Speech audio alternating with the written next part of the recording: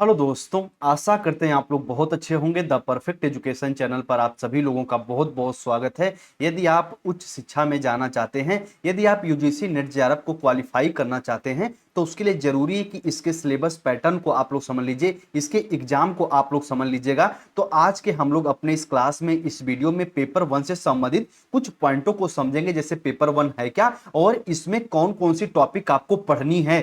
तो सारे पॉइंटों को बड़े डेप्थ में बात करेंगे, तो पूरी क्लास को शांति से देखिएगा और एक एक पॉइंट को अच्छे से समझ लीजिएगा। सबसे पहले पेपर वन के बारे में थोड़ा सा हम लोग डिस्कस कर लें। सर ये है क्या? तो जैसे एग्जांपल के तौर पे आपने पीजी में इनरोल किया है, पोस्ट ग्रेजुएशन में इनरोल किया, या फिर आप पीजी कंप्लीट कर लिए हो और नेट का एग्जाम आप देना चाहते हो, असिस्टेंट प्रोफेसर पद के लिए नेट एग्जाम क्वालिफाई करना जरूरी है। तो नेट एग्जाम क्वालिफाई करने के लिए आपको दो पेपर देने होते हैं, पेपर फर्स्ट और पेपर सेकंड। पेपर फर्स्ट सभी के लिए कॉमन होता है। सभी के लिए कॉमन कहने का मतलब है, यदि मान लीजिए आप पॉलिटिकल साइंस से पीजी हो, यदि मान लीजिए आप हिस्ट्री से हो, आप इकोनॉमिक्स से हो, आप एजुकेशन से हो, तो भैया आपको दो पेपर देना पड़ेगा। पेपर वन तो आप यदि किसी भी सब्जेक्ट से पीजी किए हैं तो पेपर वन तो सभी को देना पड़ेगा, और जो पेपर टू होता है तो आपके कोर सब्जेक्ट से वहां पे आपको पेपर देने होते हैं। ये पॉइंट आप याद रखिएगा। तो जो पेपर वन है, सर इसमें कितने आपको क्वेश्चन पूछे जाते हैं? तो टोटल क्वेश्चनों की संख्या कितनी होती? 50।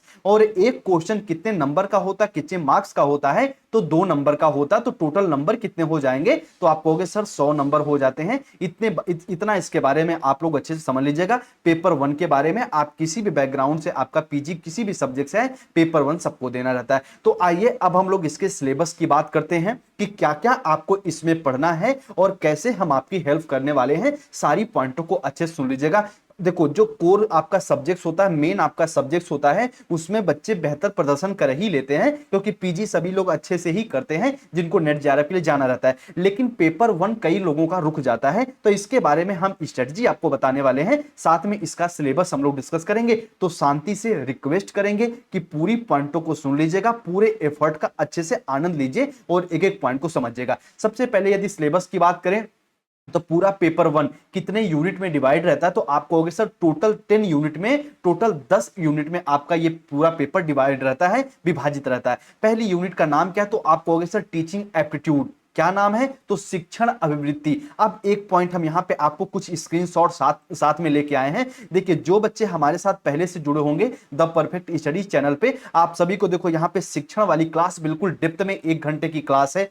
इसमें हम लोग पूरे शिक्षण के बारे में डिस्कस किए हैं। यदि आप वो क्लास को देखे होंगे तो अच्छे से कवर हो जाएगा, नहीं देखें तो जाके देखिएगा, बेसिक बेसिक वहां से क्लियर आपका हो जाएगा। अच्छा, ये तो हम आपको principle and methods of teaching में पढ़ाए हैं। उसके साथ साथ आप यहीं पे देखोगे, अलग यूनिवर्सिटी के लिए भी आपको यहाँ पे टीचिंग वाले सब्जेक्ट को पढ़ाए हैं कि टीचिंग का मतलब क्या, उसकी अवधारणा क्या है। और यहाँ पे देखो, हम आपको शिक्षण की एक और टॉपिक यहाँ पे बताए हैं आईसीटी वाले पोर्शन में, कि आईसीटी के अकॉर्डिंग आपके टीचिंग का क्या मीनिंग होती है। तो आईसीटी को कई तरीके से हम पढ़ाएं, वहां पे भी देख सकते हैं, और नए तरीके से हम आपको यहां पे भी बढ़ाएंगे। अच्छा, एक बात तो हम यहां बताना भूल ही गए कि एक यूनिट से, जैसे मान लीजिए टोटल 10 यूनिट है और प्रत्येक यूनिट से 5-5 क्वेश्चन आपको देखने को मिलते हैं, तो टोटल 10 यूनिट है तो ये 50 क्वेश्चन हो जाते हैं। ये पॉइंट याद रखिएगा। तो टीचिंग एप्टीट्यूड से कितने प्रश्न आपको देखने को मिलेंगे? सर 5 प्रश्न देखने को मिलेंगे। इसमें पढ़ना क्या रहता है कि सर शिक्षण है क्या, कि भैया क्या, जैसे स्मिथ क्या कहते हैं कि जरूरी नहीं कि अधिगम ना हो तो शिक्षण हुआ ही नहीं है।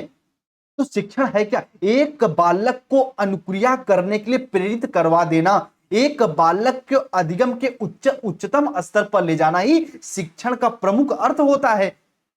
एक बालक के व्यवहार में वांछनीय परिवर्तन लाना, अच्छे परिवर्तन लाना ही शिक्षण का अर्थ होता है। तो भैया शिक्षण है क्या, इसका पार्ट कितने होते हैं, इसके इसमें कौन कौन से बैरियर आते हैं, कौन कौन सी बाधाएं आती हैं, सारे पॉइंटों की हम लोग बात करेंगे। इसी में आपको कहीं ना कहीं टीचिंग लर्निंग मटेरियल्स की बात करते हैं हम लोग, जिसे शॉर्ट फॉर्म में टीएलएम बोलते हैं, यानी शिक्षण सहायक प्रणाली। इसकी बात भी हम लोग करने वाले हैं। शिक्षण में मूल्यांकन के कौन कौन से तरीके होंगे, इनकी भी बात करने वाले हैं। तो पहली यूनिट आपकी इंपॉर्टेंट है, बस यूनिट को एक बार अच्छे से देख लीजिएगा। पहली यूनिट है क्या? तो टीचिंग एप्टीट्यूड है, शिक्षण अभिवृत्ति है। इसको हम लोग पूरा बेसिक से पढ़ेंगे, और जो बच्चे पहले से जुड़े होंगे वो कुछ ना कुछ हमारे साथ इस टॉपिक को पहले भी पढ़ भी चुके होंगे। ठीक है, चलिए उसके बाद अगली टॉपिक क्या है? टॉपिक नंबर यहाँ पे यूनिट नंबर सेकंड क्या है? तो आप कहोगे सर शोध अभिवृत्ति, रिसर्च एप्टीट्यूड। देखो एग्जाम्पल के तौर पर इसको जब हम लोग थोड़ा सा ना कॉन्सेप्चुअल वे में समझते हैं कि दुनिया का कोई भी बालक या कोई भी छात्र छात्रा कोई भी कार्य करता है, कहीं ना कहीं बाबू उसमें रिसर्च का गुण, रिसर्च का एप्टीट्यूड उसमें क्या क्या रहता है, तो संलग्न रहता है। एग्जाम्पल के तौर पे आप अच्छी कोचिंग को ढूंढ रहे हो तो कहीं ना कहीं आप रिसर्च करते हो।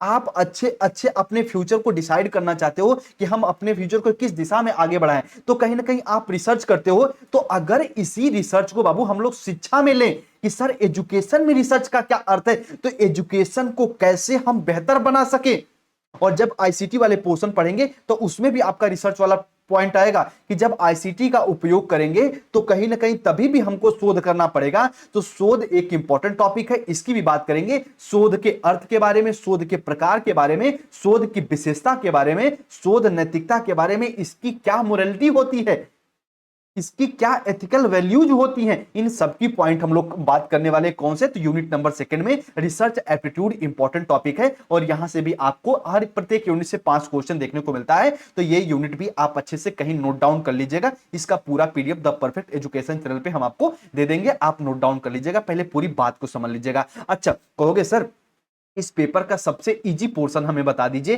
तो यूनिट नंबर फर्स्ट है, क्योंकि वो उसमें नंबर अच्छे उठते हैं। उसके साथ साथ जो आपकी थर्ड यूनिट है, क्या जो आपकी बाबू यहां पे थर्ड यूनिट है, कंप्रिहेंशन या फिर बोध, अंडरस्टैंडिंग वाले क्वेश्चन आते हैं। आपको एक गद्यांश दे दिया जाएगा, एक अनसीन पैसेज आपको दे दिया जाएगा, और उसको पढ़ के आपको उत्तर करना रहता है। और इससे भी आपको कितने प्रश्न देखने को मिलते हैं, तो आप कहोगे सर इससे भी हमको 5 प्रश्न देखने को मिलते हैं, और इसमें पूरे के पूरे नंबर आ जाते हैं। इसकी भी बात करेंगे कैसे इसे हम लोग अच्छे से सॉल्व करेंगे, ठीक है। चलिए अब यूनिट नंबर 4 की बात करें, इंपॉर्टेंट है, और हम यहां पे स्क्रीनशॉट लाना भूल गए, पर हम आपको लिंक दे देंगे द परफेक्ट स्टडी का, वहां पे संप्रेषण को खूब हम लोग अच्छे से पढ़े हैं आईसीटी वाले पेपर में, ठीक है। देखो बीएड में एक पेपर होता है जिसका नाम क्या है, तो आप कहोगे सर आईसीटी यानी इंफॉर्मेशन कम्युनिकेशन टेक्नोलॉजी।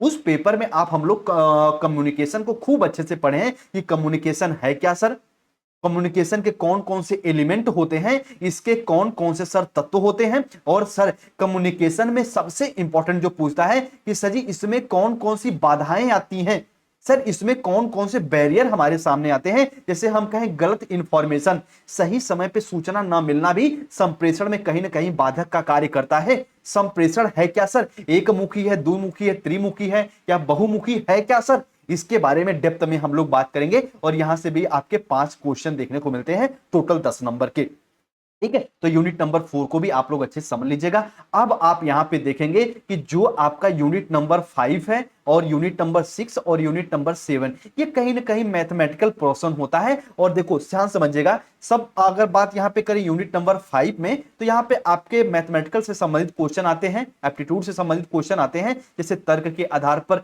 कुछ यहां पे आपको एक तरीके से कहने का मतलब अंक गणित जिसे हम कहते हैं, वहां से भी क्वेश्चन देखने को मिल जाएगा, समय और दूरी, अनुपात, समानुपात, प्रतिशत, लाभ और हानि, यहां से कुछ क्वेश्चन देखने को मिलते हैं। और ये भी आपके कितने को कहोगे सर, 5 नंबर के, ये भी आपको 5 क्वेश्चन और 10 नंबर के यहां से भी आपको देखने को मिलते हैं, ठीक है। तो यूनिट नंबर 5, 6 और 7 कहीं ना कहीं लॉजिकल रीजनिंग से संबंधित पॉइंटें होती हैं, युक्ति तर्क से, ये आपका यूनिट नंबर 6 हो जाएगा। और यहां से भी आपको 5 क्वेश्चन देखने को मिलते हैं, इजी वे में क्वेश्चन मिल जाएंगे। कभी आपको एक तरीके से मिलान करने के लिए कह दीजिएगा, कभी आपको मिसिंग लेटर की यहां पे बात कर लेगा, एग्जाम्पल के तौर पे ऐसे कह देगा जैसे प्रयागराज, जैसे मान लीजिए यहां पे मान लीजिए क्या कह दिया, तो कहोगे सर प्रयागराज, प्रयागराज के सामने कह दिया क्या, तो गंगा मां हो गई, गंगा नदी हो गई। उसके बाद यहां पे लगा देगा कि मान लीजिए आपका अयोध्या, ठीक है क्या, तो आप कहोगे सर जी मान लीजिए यहां पे आपको एक क्वेश्चन दे देगा अयोध्या, उसके आगे लगा देगा कि क्या आएगा, ठीक है। यमुना आएंगी, सरयू आएंगी, गंगा आएंगी, गोमती आएंगी, घाघरा नदी आएंगी, इसके आगे कौन सी नदी आएगी। इस प्रकार से आपको क्वेश्चन देखने को मिल जाते हैं। तो इस टॉपिक को भी हम लोग बेहतर वे में समझ जाएंगे, और यहां से भी आपको 5 क्वेश्चन देखने को मिलते हैं, ठीक है। अब बात करें यदि हम लोग यूनिट नंबर 7 की आंकड़ों की व्याख्या, डाटा इंटरप्रिटेशन होता है, इसके बारे में अच्छे से हम लोग समझेंगे। ये थोड़ा सा एक क्रिटिकल टॉपिक है, अंडरस्टैंडिंग वाली मैथमेटिकल से पोर्शन है, पर एक अगर इसके पूरे जो क्वेश्चन रहता है उसको अच्छे से समझ जाएंगे, तो बस प्रश्न को समझने के बाद सारे ऑप्शन बड़े आसानी से उसको टिक होते आगे चले जाते हैं। तो इसकी भी हम लोग बात करेंगे, ये भी इंपॉर्टेंट है। यूनिट नंबर 7 भी अच्छे से नोट डाउन कर लीजिए। बात करें यदि हम लोग यहाँ पे यूनिट नंबर 8 की, आईसीटी वाले पोर्शन की, कि information and communication technology, ICT, ठीक है, इंफॉर्मेशन कम्युनिकेशन टेक्नोलॉजी, इसकी बात करेंगे, इंपॉर्टेंट टॉपिक है ये। कि सर जी कैसे हम आधुनिक युग में शिक्षा में आईसीटी का उपयोग कैसे करेंगे, आईसीटी है क्या, आईसीटी का मतलब क्या है, वर्तमान समय में आईसीटी का अधिकतम उपयोग कैसे कर सकते हैं, और इसी में थोड़ा बहुत आप कहोगे तो लीनियर और ब्रांचिंग की भी बात हम लोग कर लेंगे। ठीक है, कि कैसे इसे और हम लोग एक तरीके से कंप्यूटराइज प्रणाली का उपयोग कैसे हम लोग करें कि एक बालक में एथिकल वैल्यूज भी अच्छे से रहे, मोरल वैल्यूज भी अच्छे से रहे, नैतिकता भी अच्छे से रहे, और बालक का सर्वोत्तम, बालक का सर्वांगीण, बालक का चौमुखी डेवलपमेंट भी हो।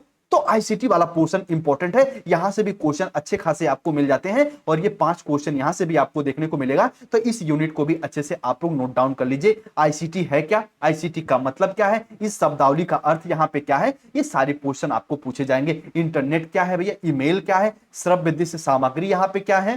ठीक है, उच्च शिक्षा में डिजिटल पहले, जैसे आप कहोगे ओपन लर्निंग एजुकेशन, मुक्त विश्वविद्यालय, जैसे आप कहते हो ना इग्नू विश्वविद्यालय, उसमें प्रमुख रूप से आईसीटी का की प्रमुख रूप से उपयोग हो रहा है। और यदि उत्तर प्रदेश की बात करें तो राजसी टंडन हो गया, यहाँ पे कहीं ना कहीं हम लोग आईसीटी का उपयोग अधिकतर कर रहे हैं। तो उच्च शिक्षा में, हायर एजुकेशन में कैसे आईसीटी का अधिकतम उपयोग करें बाबू, इसके बारे में यहां से क्वेश्चंस बनता है। और आईसीटी और सुशासन, ठीक है, डिसिप्लिन के बारे में आईसीटी का कैसे बेहतर उपयोग कर सकते हैं, ये टॉपिक यहां से इंपॉर्टेंट है, इसको भी हम लोग अच्छे से पढ़ेंगे। ठीक है, बस आपका सही स्ट्रेटजी और आपको थोड़ा सा एफर्ट लगाना पड़ेगा। जो बीएड में हम आपको टॉपिक पढ़ाए हैं उससे थोड़ा सा और एक्स्ट्रा जाके थोड़ी सी और एक स्टेप आगे बढ़ के आपको चीजों को पढ़ना है, बाकी चीजें आपकी सेम ही रहने वाली हैं। ठीक है, चलिए उम्मीद करते हैं ये पॉइंटें आप लोग समझेंगे, जो एफर्ट है इसका अच्छा उपयोग करेंगे आप अपनी लाइफ में, और बेहतर आप जीवन को अपने आगे लेके चलेंगे। ठीक है, असिस्टेंट प्रोफेसर की बनने का जो सपना होता है कई लोगों का होता है, और अच्छा सपना भी है, उस राह के लिए आपको भैया अच्छे से पढ़ाई करनी पड़ेगी, सही स्ट्रेटजी के साथ पढ़ाई करनी पड़ेगी।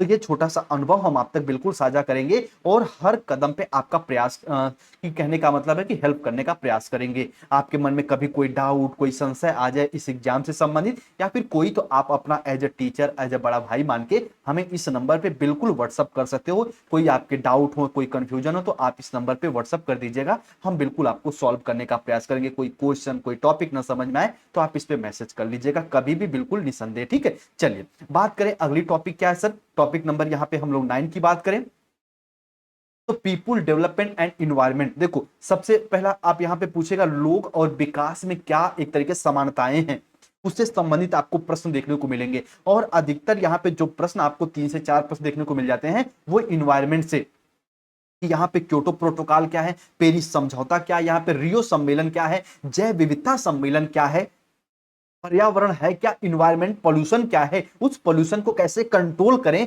इससे एमसीक्यू निकल के आते हैं। थ्योरी बेस्ड तो आपको पढ़ना है, लेकिन थ्योरी के साथ साथ आपका कैसे एमसीक्यू निकल के आएगा। ठीक है, ये सारी पॉइंटों की हम लोग बात करेंगे। यहाँ पे इन्वायरमेंटल जो मुद्दे होते, इश्यूज होते, इसके बारे में हम लोग समझेंगे, इसको कैसे हम मिनिमम से मिनिमम कर सकते हैं, न कि मैक्सिमम, इसकी पॉइंट की हम लोग बात करेंगे। विकास और पर्यावरण में क्या संबंध होता है, कहते डेवलपमेंट हमेशा पर्यावरण को ध्यान में रख के होना चाहिए, क्योंकि कहते जब हमारा बेस ही नहीं बचेगा, हमारा घर ही नहीं बचेगा, तो भैया हम एक तरीके से कहने का मतलब है कि किसी प्रकार का सुख सुविधा लेके क्या करेंगे, कहां पे हम जाके कि रहेंगे सहेंगे नहीं। उसके लिए जरूरी, जैसे डेवलपमेंट बहुत ज्यादा आप करने का इच्छुक हैं लेकिन आपकी पृथ्वी ही नहीं है, तो जरूरी पृथ्वी जरूरी है, विकास तो फिर भी होता रहेगा। उसी प्रकार से विकास और पर्यावरण में एक संतुलन होना चाहिए। विकास हमेशा पृथ्वी के, या फिर जब पृथ्वी की बात करें तो कहीं ना कहीं इन्वायरमेंट की बात कर रहे हैं, हमेशा एक तरीके से पृथ्वी को ध्यान में रख के ही, पृथ्वी के संतुलन को ध्यान में रख के विकास होना चाहिए। चाहे कार्बन उत्सर्जन हो, चाहे किसी प्रकार का पॉल्यूशन हो, इन पे ध्यान रखना चाहिए। ठीक है, तो ये इसके बारे में हम लोग समझेंगे। यहाँ पे आपको 5 क्वेश्चन देखने को मिलते हैं, और अधिकतर क्वेश्चन जो आपके इन्वायरमेंट वाले टॉपिक से ही देखने को मिल जाते हैं। ये पॉइंट आप लोग अच्छे से समझ लीजिएगा, इंपॉर्टेंट है। ठीक है, इसमें खासकर सम्मेलन वगैरह से क्वेश्चन ज्यादा देखने को मिलते हैं। लास्ट पॉइंट है जो आपका यूनिट नंबर 10। यूनिट नंबर 10 क्या है, हायर एजुकेशन सिस्टम। स्वतंत्रता के पहले, स्वतंत्रता के बाद, प्रमुख रूप से यही टॉपिक चलती है इसमें, कि स्वतंत्रता के पहले भारतीय शिक्षा थी कब। और जब स्वतंत्रता के पहले की बात कर रहे हैं तो कहीं ना कहीं प्राचीन भारतीय शिक्षा की बात भी कर रहे हैं हम लोग। उसके बाद स्वतंत्रता के बाद, जब कहते हैं ना कुछ समय तक गांधी युग चला था शिक्षा में, तो वो क्या था सर, उसके बाद जब यूजीसी का गठन हुआ उसके बाद शिक्षा क्या हुई, और प्रमुख रूप से जो शिक्षा में परिवर्तन का कार्य की कौन सा आयोग, तो आप कहोगे सर कोठारी आयोग। उसकी जो सजेशंस थे उसी के आधार पे 1986 की आप बात कर लोगे, 1968 की आप बात कर लोगे, नई शिक्षा नीति जो उस समय आई थी उसमें सर क्या परिवर्तन किया गया था, और उसी को बेस बना के जो 2020 की आपकी यहां पे की एनईपी आई है, नेशनल एजुकेशन पॉलिसी आई है, सर इसका बेस क्या है। अच्छा, एनईपी 2020 का पासवर्ड हम आपको बीएड वाली कक्षा में भी बताते हैं, जो बच्चे हमसे जुड़े होंगे एजुकेशन सब्जेक्ट से, बाकी इसमें बताते हैं इसका पासवर्ड क्या है। तो आप कहोगे सर 53 और आपका क्या सर 34। एनईपी जैसे आपका मोबाइल है ना, मोबाइल को ओपन करने के लिए आप पासवर्ड डालते हो ना 1 2 3 4 5, तो एनईपी का पासवर्ड क्या है, एनईपी 2020 का पासवर्ड क्या है सर, तो 53 34। क्या, तो कहोगे सर 53 34 इसका पासवर्ड है, ये पॉइंट आप याद रखिएगा अच्छे से, ठीक है। बाकी एनईपी की क्या क्या इसमें सुझाव है, क्या सजेशंस है, क्या परिवर्तन हुए हैं, ठीक है, कैसे हम लोग इसमें बहुभाषिकता को एक आधार बना रहे हैं, मदर लैंग्वेज को हम लोग एक आधार बना रहे हैं, मातृभाषा को आधार बना रहे हैं, और कैसे हायर एजुकेशन में एक बालक को ज्यादा से ज्यादा 100% हम लोग आगे लेके आए, बालक कैसे हायर एजुकेशन में इंटरेस्ट ले, उससे कैसे कोर्सेस निकल के आएंगे, इन सारे टॉपिकों की इसमें बात करने वाले हैं आपके उच्च शिक्षा प्रणाली में। पेपर फर्स्ट ये आपका 10 यूनिट था सिलेबस, इसके बारे में हम लोग अच्छे समझेंगे, ठीक है।